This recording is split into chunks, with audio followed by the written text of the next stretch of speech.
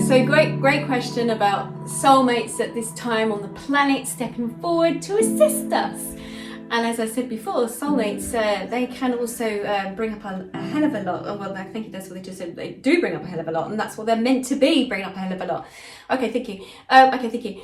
Okay, I got it. So with the soulmates, it's very much of, they're going to reflect back what it is that the healing or bringing up of a wound that needs to be healed to some degree. So at the moment on the planet, again, because of this uprising of energy that's coming on the planet, there's going to be a lot of, okay, thank you. They said a lot of females, there is males as well, but there's going to be a lot of where individuals will, they're changing and they will need to, okay, thank you. It's almost, oh, okay, thank you. Like shedding of their old self. So it's like they're giving me an image of a snake and sloughing out of the skin, a shedding of the old skin of who they once were. So for that to happen, you need to have that soulmate to come forward, or those individuals to come forward to actually show you, to demonstrate, to help you to move forward. Okay. Now with soulmates, there can be many types of different soulmates, and some of it can be very uncomfortable. And as we know, sometimes we need it to be uncomfortable for us to stop, to pause, to take note of what's going on, to be aware of that shift. And okay, thank you. They said what happens is sometimes people go for individual relationships, and someone will trigger so much in that particular person, and depending on where they are in themselves, they're going to see certain things about the individual and about themselves. Okay, when you then shift and you've done the work, and so the free will, what they're talking to me about, the free will is that you decide, okay, this is a traumatic experience, and you blame yourself, or you don't look at it from many different depths. I mean, look, my mum's in a very violent relationship, and I can understand as a child, and you know, whatever, and I can see what she went through and everything else. So I'm not saying this sort of flippantly, because if you're in a violent relationship, the last thing you want to do is stay in it, get the hell out of it. But what I'm talking about is that when, you know, you're in a relationship where someone's triggering you, where something's being brought up, it is for it to be brought up to the surface. It's like, okay, thank you, they gave me the same thing again. Like a bowl, to release the pus, to work through it, to see what it's showing you, to let go of it. And then as you grow from that, you end up actually stepping out of that relationship. So what they're saying to me is, oh, okay, interesting. No one is meant to stay in a relationship for the rest of your life. It's meant to be that many individuals come into your life so that you can make those changes, so that you can grow. That's the whole idea. It's the whole idea of shedding your skin like the snake. It's moving on through seasons, through cycles, whatever. But it is that individual that's bringing up a wound internally within you that is then allowing you to work through that. Through free will, you have the choice. Do you work through it and you look at what's happening so that you can release it, you can do the work so that you can then let go of it, so that you can move forward, that you've grown, you've expanded yourself. They're like wings. They've just said to me, like wings, you expand yourself. The issue is, thank you, they just said, the logical mind gets caught up in the story that keeps replaying itself. And then you also keep hearing, this is what I said a bit earlier about the reality of life, your reality and the dimension of your life. Okay, thank you. So they're talking about the dimension on the sense of the layer of yourself that you're looking at the relationship. What layer are you looking at? You're looking at it from wherever you have grown, wherever you've stabilized in a certain level of yourself. When you change, you then start to see things so much differently, and then you're not going to part with the crap of that individual or move out of it. Okay, thank you. I shall share. In a sense that coming out of a relationship that I have been in for a long time, the individual me going through the experiences, I couldn't understand it, and I was beating myself up internally. I don't know why I went on that journey, but it's interesting. This individual that, you know, yesterday we had a situation. I've come out of that relationship, but sharing accommodation at this moment for a very short time, please. And thank you, universe. But I could see how toxic they were yesterday by what they were saying. Now, the old part of me would have got caught up, triggered, and would have got very angry. And it was funny. Yesterday, I sat there, heard their words, And I actually felt myself being so detached from them.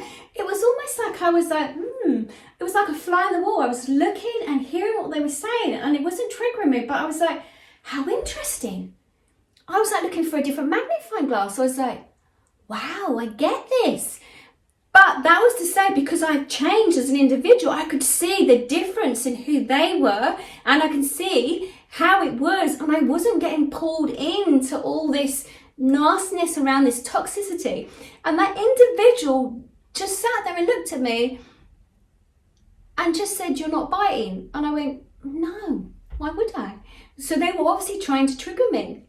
So at this moment, what's happening is, on the planet, you're going to have a lot of those twin flames, soulmates coming up that are going to try and trigger things inside of you, who are going to be, they're actually sent purposely to actually awaken something in a wound that needs to be healing. This is that time to do the work. So this year ahead is a lot of work to be done on lots of people, but it's your free will whether you choose it. But you will notice that if you do the work, you'll look at the relationship in a totally different way, and you might actually see the past part of yourself beginning to be healed.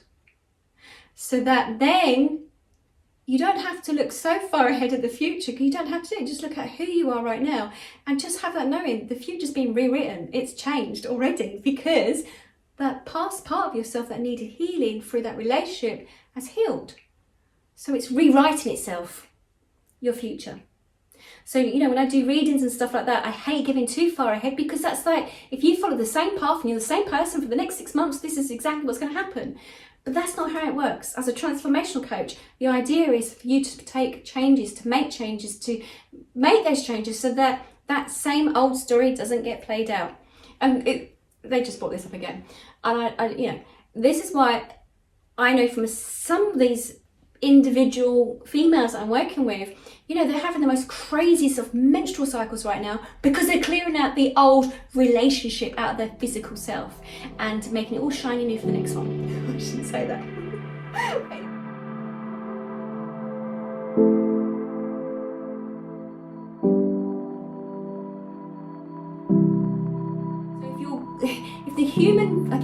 If the human finds that there is this, cannot move out of gear, cannot move into the next step, feels a bit stuck, waiting to move, this frustration or any other human feelings or emotions that you're feeling. And we've just said about how it may be that you, you know, pause, you reflect, you take a look at it. Okay, thank you. Okay, let's have a little look. Okay, blaming, not to blame others. We've just said this, and situations, because you give away your power. That's then saying that you have no power to fix, to solve the issue. Okay, thank you. When you do that internal work, you are changing the perspective that you come from. So how you might see the individual in one way, or a situation, this can be situations, this can be individuals, from where you once were, you cannot see it clearly. Whereas when you then look at yourself, you do that work on yourself, you ask, what is this? Okay, thank you. Okay, they just said, there is the records that's documented. So, okay, thank you. They're saying, every emotion, every experience, you as a human being, everything that you are experiencing, your internal body is feeling it. But not only that, however you are feeling, happy, sad, or whatever feeling you're feeling, it resonates out. It resonates out in your energy field around you, okay? So it's like when you feel in an environment, you're feeling it because of those individuals that are sending it out. So you walk into a room, you know there's been an argument, because you can feel the tension in the air. It's not just so much about looking at the humans that are there and, you know, looking at the body language. There's a tension left there. So all that information is data on you as an individual. Every single cell carries that data, whatever it is, and that can change constantly because your cells are renewing themselves all the time. But in the environment, into the atmosphere, into the universe, the Akashic records, it's all held. Every single thing that you have heard, you are processing, is being held in the universe. So however you are feeling You're going to connect and create an energy field, how you connect to the individuals and situations in your life. If you stand there and you take stock and you try to make the changes internally within you because you're being triggered by something they've said to you, or how they're treating you, or this situation, feeling that you can't get out of it, then you're creating the same issues. It's like a static around you. If you start making those changes, then those changes are unfolding for you. Okay, thank you. Let's have a little look at this. Okay, so I'm going to use my son as one of the examples, and you might not be very happy about this, but never mind, that's what children are for, right? Anyway, so he was a pilot back in the day, and before everything started, he was in his job, and he would moan constantly, moan about, he was tired from his job, he's working long hours, and he started losing interest in his job. And I said, be very careful what you're saying right now. He was saying, I hate my job, I hate this, I hate that, whatever. And he wasn't focusing or seeing the good things around him. Like now, he lost his job, made redundant, hasn't flown for 2 years, and he's now understanding what he missed from the job, as in when it's great here in the UK, he can fly above the clouds, and there's actually blue sky above the clouds. And that's what he misses. So I said to him, start remembering those happy things about your job. Start changing the energy. Start looking at what it is that you loved about the job. Just focus on that. That's all I want you to do, is focus on what you liked about the job. And this is why he was redundant and he felt a bit down on himself. There was a lot of stuff going on. Started changing his energy. When he started changing his energy, he's now got he's got his contract back. He's now going to be re-employed by BA, and which is absolutely brilliant because he changed his energy. Now, again, with me, living in this house and how I felt and how I wanted to move, and the house hasn't sold, and I was going down that spiral out of control, house isn't going yet, I'm really not happy, and, I want the house to shift, whatever, and I'm being held back, whatever. And then the other day I sat with my guides in meditation and I said, what can I do? And they said, well, you're focusing all your energy on what you have and what you don't like. What is it that you do want? And I'm sitting there and I'm going, oh, okay. And I want to be by the sea. So I've visited some homes, and to me, it's like, what do those homes provide me with? And for me, it will be the sunlight, it will be the sky, whatever the light, and, however I've created it in my mind. The more I can visualize myself in how I'm going to feel about what's to come. I don't know about the relationships until I get there, I don't know. But I know I like the sunlight, I know I like the light, I know I like the sea. And I keep going there, just the day trips to see the sun sparkling on the sea. I bottle it. I bottle how I feel. I bank it. Bank it in your cells like a memory. I go there and I'm like, this is how I feel. This is what's making me feel happy. When you start banking it, you are manifesting it. And that's how manifestation works. It's not manifestation, I want something to happen, I don't want this to happen, I want to get out of this situation. It's how are you going to feel? And that's exactly what's going to happen. So if you're stuck and your life feels as if it's getting caught up, you want to try and not focus on the getting caught up. Observe what is happening for you, because that's why it's happening. You observe it. But don't pay too much attention. Don't put so much energy into it, because it'll keep you stuck. It's about something else. It's about, what is it that is showing me that I don't want, so that I know what it is that I do want. So instead of me thinking we haven't got buyers for the house yet, what I did is the other day, literally, I was like, what would be really nice? A family that will move in here. And I said to the house, do you know what? I'm going to find you a lovely family that will appreciate you. And within 2 days, I had 2 families come around to look at the house, and they both put bids in, because I wanted the best for my house. And I spoke to my house and I created the energy, and I'm like, this is what would be really lovely. If you have 2 little children running around the garden, and already that's happening.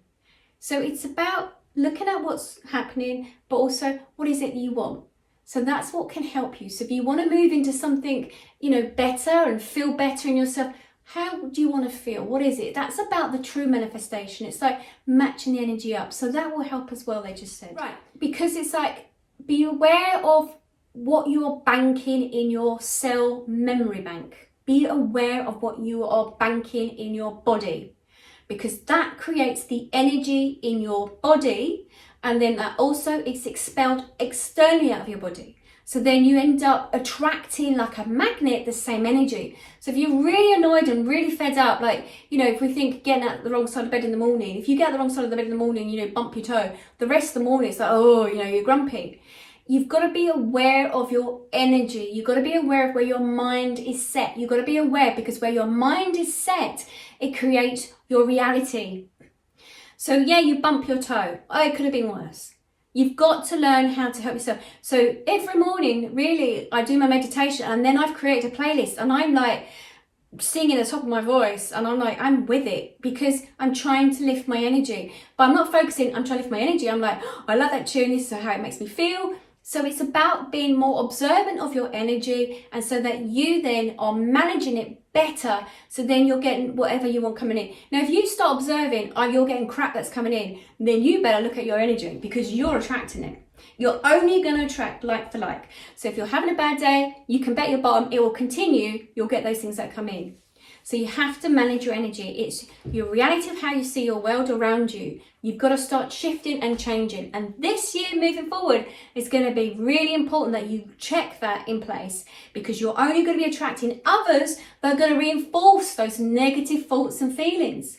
So it's about you then looking at how you're feeling, checking in and making that change. So that when you take back your power, like what they've been saying, take back your power. You know, as you said, you set the intention, which is bloody brilliant. You set your intention. This is what you wanted the outcome to be. You set the intention, you go in, you get what you want. And it's empowering. And once you do it once, it happens easier the next time. And then the next time. It's about the belief and the trust of it. You try it. You call in what you need. You set the intention and you work with it. You've got nothing to lose. What have you got to lose? Because the old way hasn't worked before, so why not try something else?